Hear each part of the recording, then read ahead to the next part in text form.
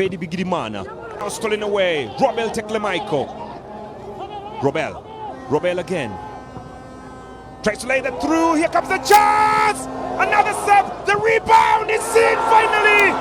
Robel Kidane scores for the Eritrean side. Look at how passionate they are about that goal. Well, if you talk about chances, you will talk about the Eritrean chances. And if you will talk about luck, surely the goal from Robel Kidane. Says to Minimo. Begun by Robel Teklemaiko. Looking for Ali Suleiman. Failing to score. And the ball landing on the leg of Robel Kidane. The footballer from Dedan Football Club in Eritrea scores his first goal in Sekafa from the Eritrean national side. And look at the passion, look at the excitement.